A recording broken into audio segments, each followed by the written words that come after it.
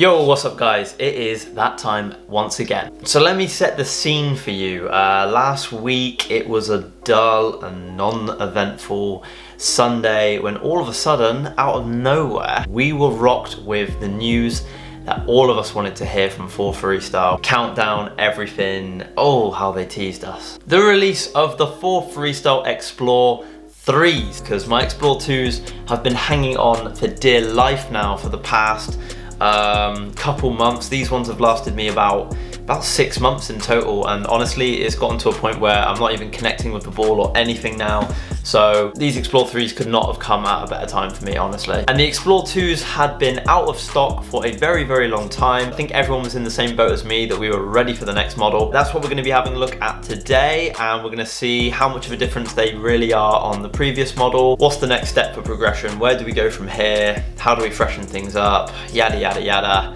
Let's get into it. So I did not waste any time whatsoever. I ordered a pair straight away, and actually this is probably the fastest 4Freestyle delivery I've ever got. I think they arrived within like 5 days. First thing I noticed is the packaging has changed considerably. We've got this just all black box with the 4Freestyle text on the front as well, kind of like faded out, kind of metallic, kind of, I don't really know graphics, I don't know what I'm talking about here. And so they've changed a little bit from like the whole like lid and shoebox type thing to a slide out one. Viola. All my Christmases have come at once. White, of course, even though they're not going to stay white for long, let's be honest. So here it is. This is the Explore 3 model, and I know what you're thinking. Doesn't really look like there's a great lot of difference. It keeps a lot of the same kind of things that you would come to expect with a 4Freestyle design of a shoe. But once you actually get the shoes in your hand and you look up close, you can see and feel a bit of difference. So one of the first things I actually noticed was that the underside of like the thing that's lining the shoe is now light blue as opposed to green. Pushing the boat out, aren't we, Tobias? So holding it here in my hand, I can tell you it is still a very, very lightweight shoe. It's predominantly mesh on the top. The main kind of noticeable change, I guess you could say, is on the front, on the toe bed, we've got what they like to call the rubber print, which is probably a much better way of putting it than me in my previous shoe review calling it like, I don't know what I called it. I think it was something like a laminated layer of mesh. Layer of mesh on top of that mesh to make meshception. We're gonna go with rubber print from now on, folks. So the rubber print actually stretches this whole way across the toe bed and pretty much like halfway along your foot. That bit is actually extended quite considerably from the last model, and again, they kind of reiterate that it's there for kind of extra traction and extra protection. I can only assume that the protection part is about the mesh that's underneath it and not really protection for your actual foot. But it's interesting given where it's located on the shoe itself as to the likelihood of you kind of making contact with a football for freestyle. So that's interesting that they've kind of moved it across this way. If anything, I was expecting it to come more across this way and cover up more of the toe bed. That is probably what I would have liked to have seen and thought would have made some sense. The heel counter has now changed material. This definitely feels different. It feels a little bit firmer. It's still got the same cushioning on the inside of it and more prominent heel counter. For all of the Explore shoe models before has been like non-existent. It kind of feels like there's nothing really there. The sole is identical. It's still the very much classic, appreciated design that's taken from the, I guess, from the Puma Archive Lights, a very popular model as we all know for freestyle. And yeah, same material as well, rubber and EVA combo, good for shock absorbing and all that good stuff. So all in all, especially from a distance, the shoe doesn't look that much different.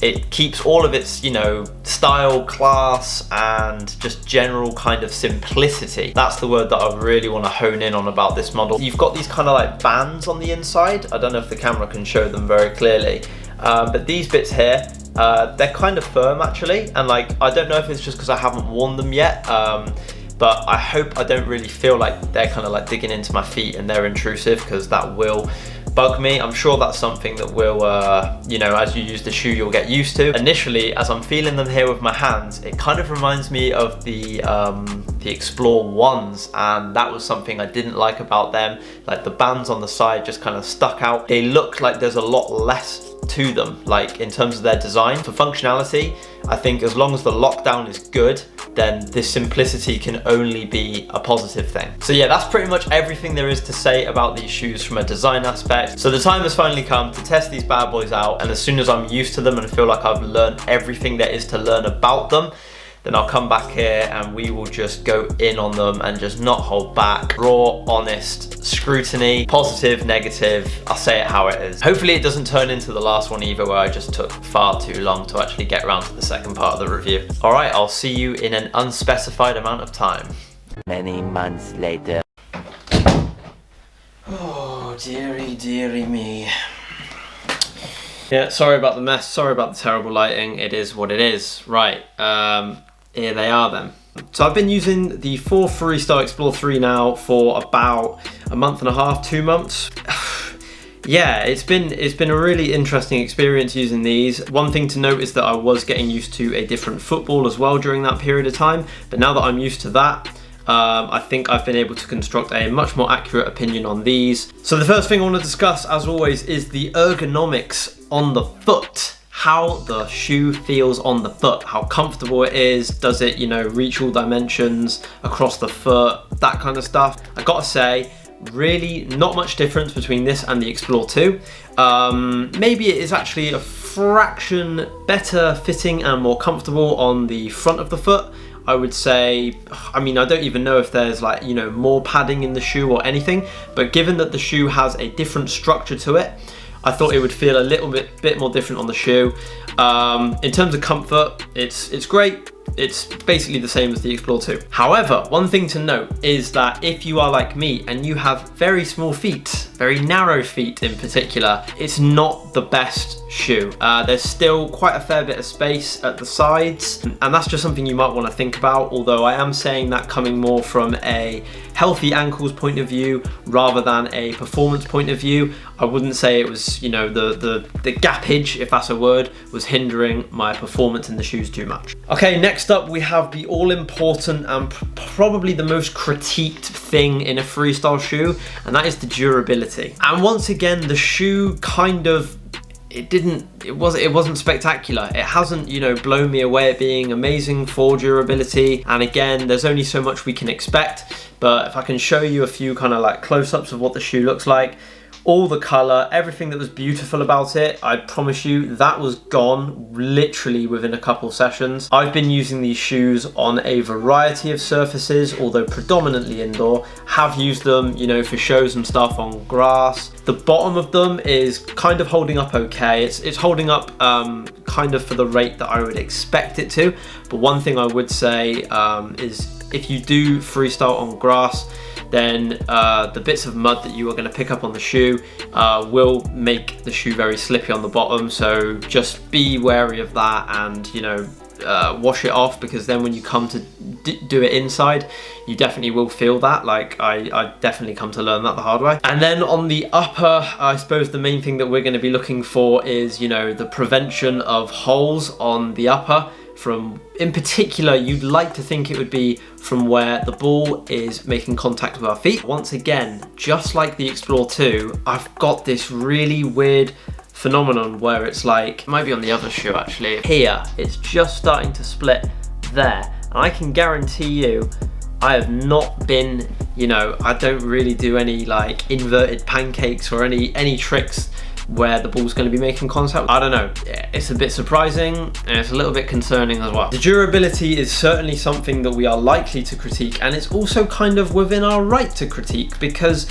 at 65 euros a pop or whatever they are, you know, we don't really want freestyle to have this tag of being like, you have to fork out for the most expensive gear to have the highest quality and standards of your freestyle, and it's only going to last you like a month or two. Now again, obviously it goes without saying, if you are fortunate enough like me that you have an indoor space to train, then it's already a given that you there should be able to make your freestyle shoes last a lot longer. Let me know in the comment section what you think. Paying 65 euros a pop for a freestyle shoe, let me know how long you think a freestyle shoe should last you. Which leads me on to my next topic of touch. Probably like one of the most important things in performance. It was just downright weird. When I got them, I expected to put them on and for them to feel like a fresh pair of Explore 2s.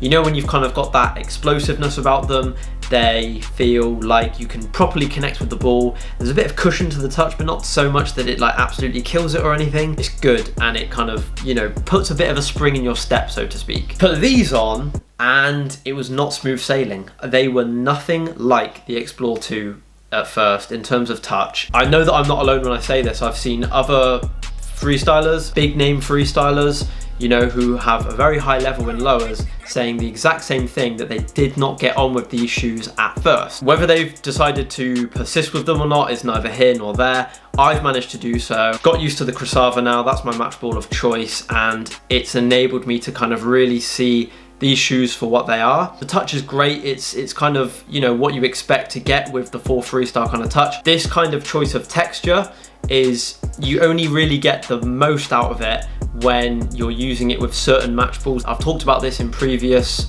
shoe reviews before. In the past, I've been using like the Team Geist or the Finale 7 match balls that don't come with that texture. With this kind of texture on the shoe and the combination of what ball you're using, you're going to get varied results. I feel that once again, these are best used on a match ball that does have the texture. So that's pretty much all the modern match balls, anything from say 2010 onwards. I think that's when you're going to get, you know, the best out of these shoes. So overall, to draw to some kind of conclusion, while I've grown, you know, used to this touch again, it was very, very strange. Like I said, it honestly took me like a good sort of 2 weeks to properly get used to the shoes and how different the touch was. Now it kind of just feels kind of like the Explore 2s again, but I would say that because of the issues with the durability, you also lose that that kind of extra potency with the touch. They just become a little bit average again. If anyone's used the Explore 2s, you know, when you're kind of like a couple months into using them and you don't realize that the quality of your touch has deteriorated slightly,